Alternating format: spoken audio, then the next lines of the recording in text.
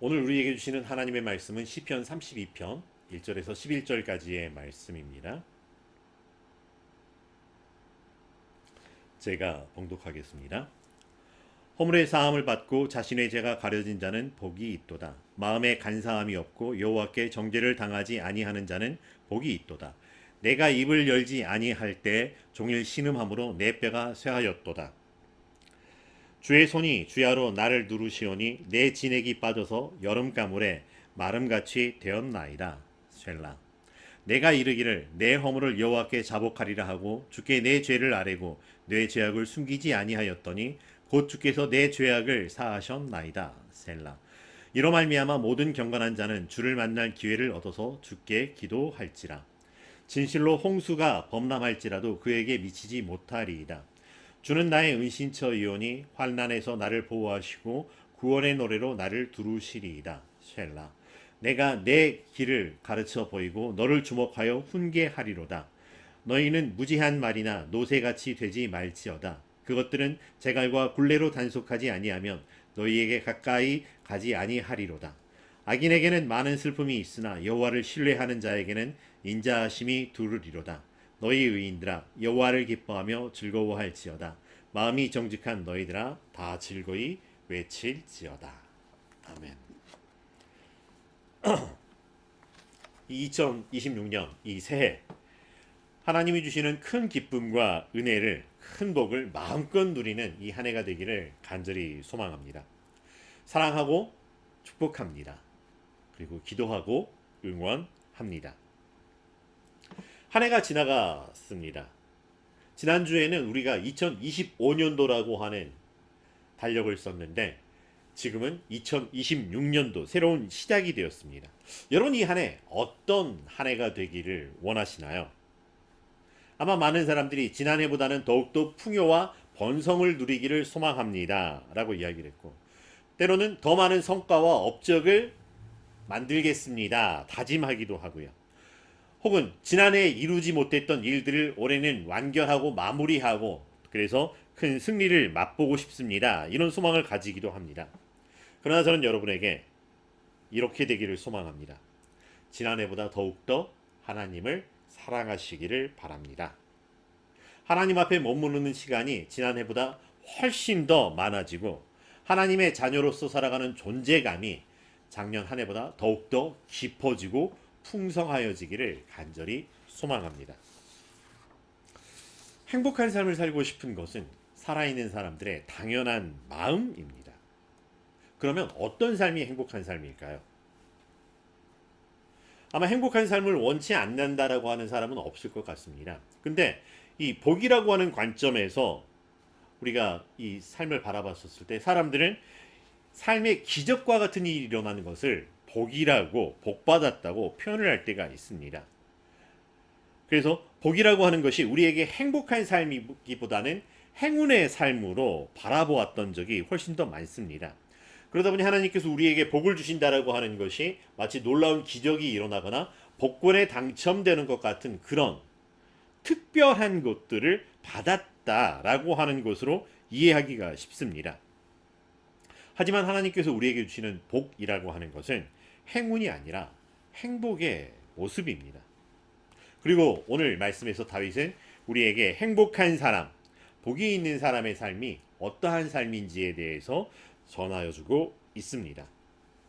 시편 32편은 회개의 시라고도 알려져 있지만 저는 또 다른 관점에서 보면 복 있는 사람에 대한 말씀이라고도 고백을 하기도 합니다.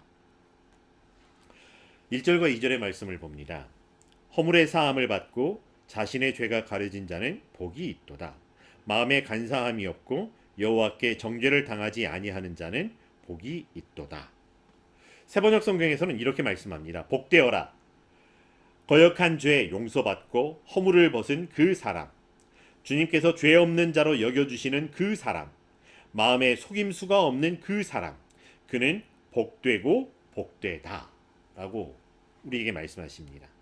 쉬운 성경 버전에서는 이 복 있는 사람을 행복한 사람이라고 고백하고 있습니다. 하나님께서 우리에게 베풀어 주시는 복되고 복된 삶을 살아가는 사람들은 바로 행복한 사람이라고 이야기를 할 수 있습니다. 하지만 행복한 사람이라고 표현하고 있는 오늘 이 주인공과 같은 사람. 근데 이 행복한 사람의 이전의 모습을 보면 행복을 받는 것과는 조금 거리가 멀어져 보이는 사람입니다. 허물이 있었고요. 죄가 있었던 사람입니다. 좀 더 과장해서 표현하면 이런 표현에서 죄송합니다. 마치 전과자 혹은 범죄자를 보는 것 같은 이미지를 받고 있습니다. 그런데 그 사람이 행복한 사람이 되었다라고 하는 것입니다. 얼마든지 개과천선하여 행복한 사람이 될 수도 있지만 우리 마음에 두 가지를 바로 연결해서 보지 못하는 모습들이 있습니다. 허물이 있다는 것, 뭔가 하자가 있고 잘못된 무언가를 가지고 있다라고 하는 말이기도 합니다. 근데 오늘 말씀에서 사용되고 있는 허물이라고 하는 것은 사실은 이 권위를 거부하고 있는 반역적인 죄를 사용할 때 이야기를 하고 있는 말이기도 합니다. 다른 말로 표현하면 율법과 언약을 거절함으로써 하나님과의 관계를 거부하는 죄를 가진 사람을 이야기할 때 허물이 있는 사람이라고 이야기를 합니다. 하나님과의 관계가 깨어졌고 하나님과의 관계가 망하여진 사람들이라고 하는 표현입니다. 이 죄를 가졌다라고 하는 것, 죄의 양면성에 대한 이야기를 해보면 죄의 속성 중에는 이 집요함이라고 하는 게 들어 있습니다. 사람들이 죄를 짓기 전까지 죄는 사람들을 집요하게 유혹합니다. 죄를 짓도록. 괜찮다고. 그럴 수도 있다고. 남들도 다 그런다고. 어차피 통과 의례고 좋은 걸 가려면 어쩔 수 없다라고 이야기를 합니다. 이건 죄가 아니라고. 네가 당연히 누려야 할 것을 막고 회방하는 사람들을 향해서 오히려 정의를 행사하는 거라고 때로는 그렇게 이야기를 해대기도 합니다. 죄를 짓기까지 우리를 집요하게 유혹하고 죄를 지어야 직성이 풀릴 듯 계속해서 우리를 목마르게 만들어냅니다. 하지만 죄를 짓고 나면 또 다른 차원에서 죄는 우리에게 집요하게 달려듭니다. 거 봐라. 너는 죄인이라고. 너도 별거 아니라고. 너는 이제 어쩔 수 없이 나쁜 사람이 되었다고. 너까지 게 무슨 하나님의 자녀냐고. 거룩, 어린 반푼어치도 없는 소리라고. 너는 끝장난 인생이고 너까지 게 뭘 어떻게 해볼 수 있겠느냐고. 너는 하나님께 버림을 받았다고. 너는 하나님께 사랑을 받지 못할, 회복되지 못할 이제 저주받은 인생이 되었을 뿐이라고 우리에게 끊임없이 속삭이면서 길을 쓰고 우리를 하나님에게서 멀어지도록 집요하게 달려들어 모멸감과 죄책감에 빠져 하나님에게서 숨도록 만들어버리는 속성을 가지고 있습니다. 다윗이 바로 그런 죄에 빠졌었습니다. 그래서 하나님 앞에 나아갈 수 없을 것 같고 하나님과의 관계가 회복될 수 없을 것 같은 상황의 절망 속에 있었었는데 하나님께서는 먼저 다윗을 찾아와 주셨고 다윗의 죄를 용서해 주셨다라고 하는 것입니다. 이것이 얼마나 놀라운 은혜이고 얼마나 귀한 은혜였는지. 죄를 용서받고 그 죄가 씻겨진 사람은 복이 있습니다. 여호와께서는 그 죄를 묻지 않으십니다. 우리말 성경에 표현되어 있는 말씀입니다. 그리고 그런 사람을 가리켜서 하는 이야기 중에 하나가, 특징 중에 하나가 그 마음에 간사함이 없도다라고 하는 표현입니다. 간사함. 때로는 교활함이라고도 표현되고 있는 간사함은 자기의 이익을 위하여 남을 속이거나 배반하려고 궁리하는 그런 마음이고 또 실제로 그렇게 행동으로 이어져 가고 있는 것을 이야기합니다. 상황에 따라 겉과 속이 달라지고 이중적인 성품, 행실을 의미합니다. 그러다 보니 그 결과로 마음과 행동이 바르지 못하고 거짓되고 이기적이고 진실하지 못한 태도를 갖게 되는 것이라고 하는 거죠. 죄를 지은 사람이 교활하고 간사하다라고 하는 것은 결국 자기 자신을 속이게 되는 것이고요. 사람들을 속이게 되는 것이고요. 하나님을 속이려고 하는 태도로 나아간다라고 합니다. 그러다 보니 당연히 그 삶에는 회개도 없고요. 하나님께 용서를 구하지도 않습니다. 오히려 뻔뻔하게 내가 뭘요? 라고 하는 거죠. 하나님과 함께 있을 수 없는 상태가 되어버렸다라고 하는 것이 허물이 있는 사람, 죄가 있는 사람이라고 하는 것이죠. 그러나 교활하고 간사함이 없다라고 하는 것은 자기가 죄인인 것을 알고 그 죄를 고백하고 하나님께 용서를 구하는 사람의 마음 상태라고 하는 것이죠.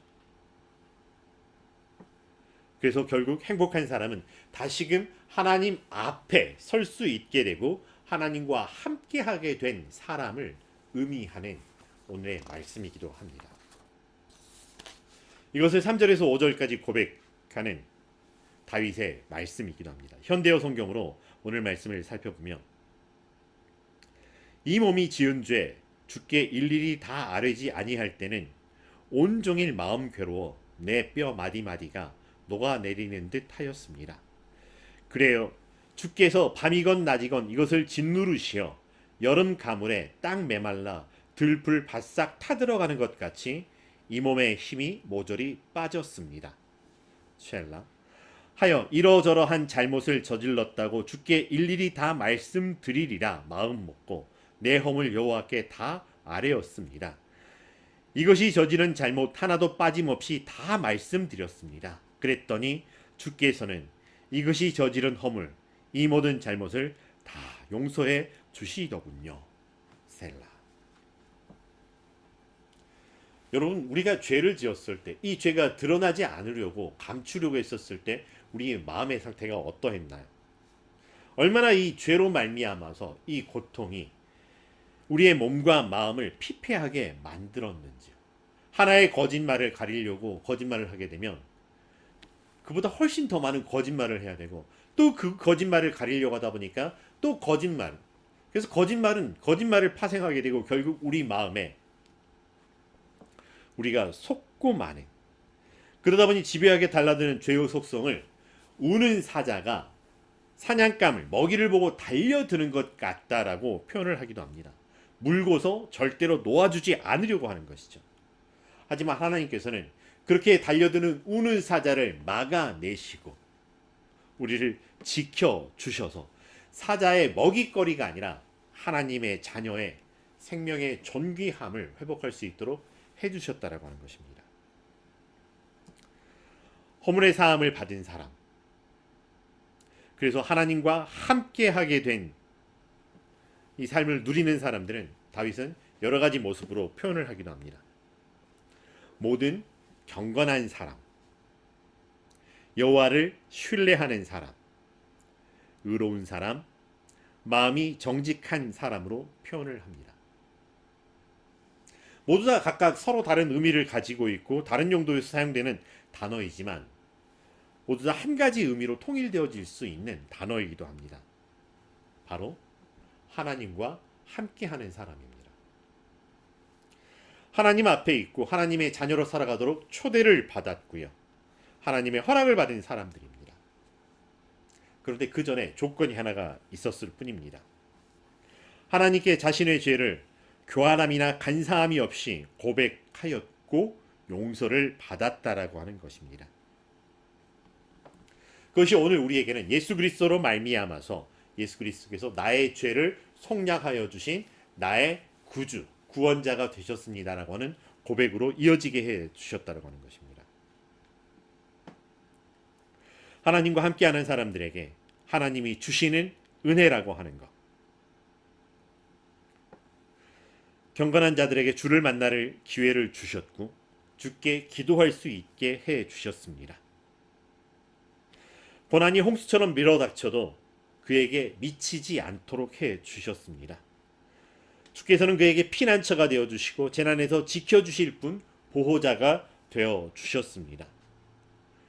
우리의 갈 길을 지시하시고 가르쳐 주시고 우리의 좋은 자가 되어 주셨습니다. 그래서 주님을 의지하는 자에게 한결같은 사랑이 넘치게 하여 주시고 주님을 생각하는 것만으로 기쁨이 넘치고 즐거워하며 속 깊은 곳에서부터 주님을 향하여 환호할 수 있도록 그것이 큰 기쁨이 되도록 자랑이 되도록 살아가는 삶을 허락해 주셨다라고 하는 것입니다. 여러분 기도할 수 있다라고 하는 게 얼마나 큰 기쁨인지요.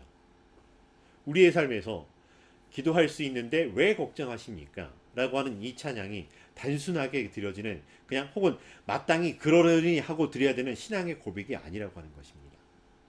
내 마음에 귀를 기울여 들어주시는 하나님이 내 하나님이시라고 하는 것. 세상 사람들 모두 다 나를 버리고 외면하는 것 같은 상황 속에서도 하나님은 묵묵히 내 곁에서 나와 함께 계셔 주셨다라고 하는 것. 이것이 얼마나 큰 위로인지.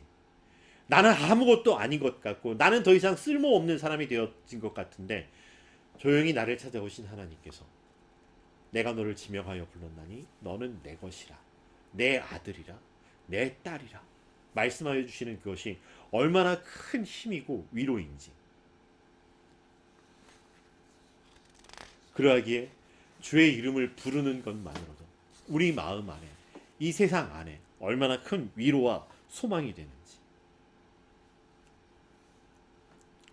오늘은 새해 첫 번째 주일입니다. 모든 것이 새롭고 또 모든 것에 새로운 의미를 부여할 수 있는 시간이기도 합니다. 그런데 엉뚱한 질문을 드려봅니다. 그래서 정말 새롭게 되었나요? 여러분의 삶은 이제 새로운 시작이 되었습니까? 질문을 드려봅니다. 정말 새로운 시작이 될 수 있기에 필요한 것이 있다면 뭘까요? 심기일전, 마음을 새롭게 하면 될까요? 마음을 새롭게 먹고서 다시 해야지. 오늘 말씀에서는 허물을 벗은 사람으로 하나님 앞에 서 있는 사람이라고 이야기를 합니다. 허물을 벗은 사람. 고린도후서 5장 17절에 보면 그런즉 누구든지 그리스도 안에 있으면 새로운 피조물이라 이전 것은 지나갔으니 보라 새 것이 되었도다. 이전과의 단절이 필요합니다. 옛 허물을 뒤집어 쓴 채로 살아갈 필요가 없다라고 하는 것입니다. 가끔 여름 피서를 가느라고 바닷가에 다녀오게 되면은 어린 시절에 이렇게 피부 보호제가 없던 그런 때 햇볕에 노출되고 나면 그 다음에 고통받는 것 중에 하나가 이 피부가 타서 허물이 벗겨지는 것입니다. 여러분이 허물이 벗겨질 때 아깝다고 이거 붙여야 된다고 이거 버릴 수 없다고 그런 사람은 없을 것 같습니다. 벗겨져야 될 것이 벗겨지고 단절되어야 될 것이 단절되어지는 그리스도의 마음으로 새롭게 되어 우리의 허물을 벗어버리는 것, 그리스도의 의를 덧입는 것이 필요하다라고 하는 것이죠. 하지만 이게 우리의 힘만으로 되는 것이었다라고 하면 어쩌면 우리에게 주는 말씀은 구약으로도 충분하였을 수도, 율법으로도 충분히 구원을 이룰 수 있었을 것도 같습니다. 우리의 힘만으로, 우리의 의지만으로 되는 것이 아니었기에 예수님께서 기꺼이 우리에게 찾아오셨고 기꺼이 우리와 십자가 안에서 하나 되는 은혜를 베풀어 주셨다라고 하는 것입니다. 이 과정 안에서 이제 우리는 예수 그리스도 안에서 새롭게 되었습니다. 우리는 이전의 허물을 벗은 사람들입니다. 하나님의 자녀로 한 걸음 한 걸음 나아갑니다. 라고 하는 이 고백이 우리에게 필요합니다. 그러면서 또 우리가 돌아봐야 될 것은 우리가 아침에 세수를 깨끗하게 합니다. 그러면 하루 종일 깨끗해질까요? 저녁에 자기 전에 다시 우리가 세수를 하는 경우들이 있습니다. 이게 우리의 일생이고 우리의 인생이고 우리의 삶이기도 합니다. 날마다 날마다 주의 말씀으로 새로워지는 우리의 허물을 벗어내고 조금이라도 남아있는 것을 덜어내고 주께로 더 가까이 가겠습니다. 이러한 삶을 하루하루 살아간다는 것이죠. 우리는 지난 한 해를 한꺼번에 보냈지만은 이 한꺼번에 살아내지는 못했습니다. 우리는 우리의 삶을 한 주를, 한 달을, 한 해를 통째로 한꺼번에 살아가는 것이 아니라 단지 하루하루를 살아갈 수 있을 뿐입니다. 우리는 우리의 능력으로 우리의 시간을 5분 전으로 되돌릴 수 없고요. 급박한 마음에 우리의 시간을 5분 후로 땡겨서 살아갈 수 없는 삶이라고 하는 것이죠. 우리는 지금 여기에 머물며 살아가야 하는 삶. 그러기에 지금 여기에 우리의 죄와 허물을 벗어내고서 예수 그리스도를 덧입어서 예수 그리스도 안에서 새로운 피조물이 되어 우리는 지금 하나님 앞에 있습니다. 하나님을 바라봅니다. 하나님과 함께 합니다. 고백하는 삶이 지금 여기에 필요하다고 하는 것입니다. 하나님께서는 우리에게 필요한 이 모든 은혜들을 이미 다 이루어 주셨습니다. 하나님께서 이미 우리를 찾아오셨고 우리를 하나님 앞에 머물게 하여 주셨습니다. 그리고 이제 지금 여기에서의 우리의 선택과 우리의 책임을 물으십니다. 우리의 고백이 하나님 잠깐만요가 아니라 나는 지금 하나님 앞에 있습니다. 하나님이 나를 하나님의 자녀로 세워주셨습니다. 하나님께서 내게 부탁하신 이 아름다운 것을 지켜가겠습니다. 라고 하는 것. 하나님께서 나의 하나님이십니다. 예수님께서 나를 구원해 주셨습니다. 나는 하나님의 자녀가 되었고 나는 세상 천지 앞에 있다 할지라도 하나님 앞에 하나님과 함께 있습니다 하는 이 고백을 놓치지 않는 것. 이것이 허물을 벗은 사람들의 자연스러운 삶이고 당연한 삶이고 삶의 이유이고 기쁨의 근원이 된다라고 하는 것. 이 말씀과 이 은혜를 누리는 이 한 주간, 이 새해가 되기를 주의 이름으로 축원합니다. 기도하겠습니다. 사랑과 내가 충만하신 여호와 하나님, 새해를 우리에게 허락하여 주신 것 감사합니다. 묵었던 것들이 우리에게서 벗어지게 하여 주시고 그리스도 안에서 우리가 새로운 피조물이 된 것처럼 날마다의 삶이 하나님 앞에서의 삶으로 거듭나는 우리의 삶 되게 하여 주시옵소서. 하나님 앞에서 하나님의 자녀로 살아가기에 그것이 우리의 기쁨이고 그것이 우리의 삶의 이유가 되어서 우리와 함께 더불어 살아가는 세상과 이웃 사람들에게 사시는 하나님, 여기 우리와 이렇게 함께 하였습니다를 맛보고 누리고 경험하게 하는 주의 귀한 자 하나님의 자녀의 삶이 될 수 있도록 인도하여 주시옵소서. 예수님의 이름으로 기도합니다.